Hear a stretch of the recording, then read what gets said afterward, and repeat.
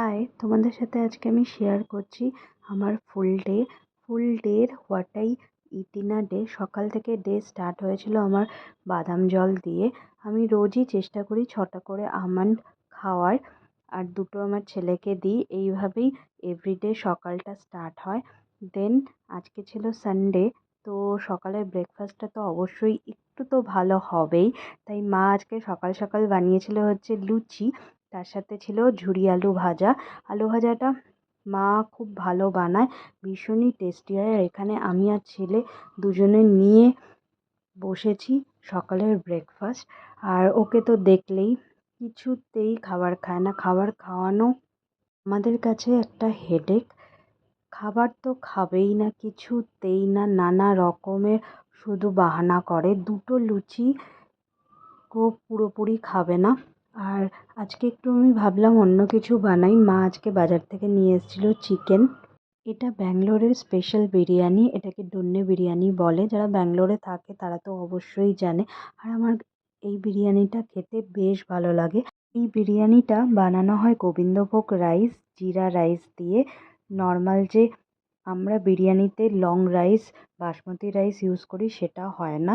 গন্ধটাও খুব সুন্দর আসে। এখানে দই আমি ইউজ করিনি, কারণ আমার মায়ের একটু অ্যাসিডিটির প্রবলেম আছে।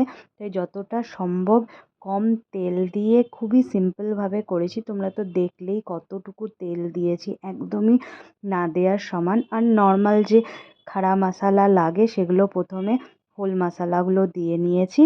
আর তার মধ্যে পেঁয়াজ দিলাম, টমেটো, কাঁচা লঙ্কা। আর এর মধ্যে আমি দেবো হচ্ছে চিকেনটা আমি আগে থেকেই ম্যারিনেট করে রেখেছিলাম। আমি প্রেজেন্টলি যেখানে থাকি সেটা একদম রোডের সাথে লাগোয়া, তো ভীষণ আওয়াজ হয় সকাল বিকাল দুপুর রাত। সকাল 7টার সময় এই ভিডিওটা আমি ভয়েস ওভার দিচ্ছি, তখনও দেখো কত সাউন্ড হচ্ছে। আর এখন তো বসন্তকাল, স্প্রিং, তো এখানে কোকিলও ডাকছে। এই চিকেনটা বানানোর জন্য একটা স্পেশাল পেস্ট বানাতে হয়, আদা, রসুন আর তার সাথে পুদিনা পাতা, ধনেপাতা দিয়ে। সেটা দিয়েই আমি ম্যারিনেট করে রেখেছিলাম।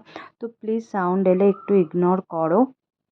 যত চেষ্টা করি ভালো করে ভিডিও এডিট করব, ভয়েস ওভার করব, কিন্তু হয়ে ওঠে না। অনেক দিন কোথাও ঘুরতে যাইনি, তাই একটু মনটা কেমন কেমন করছে। মনে হচ্ছে কোথাও ঘুরে আসি। আগের বছর অনেক কটা ট্রিপই করেছিলাম কলকাতা আসার পর।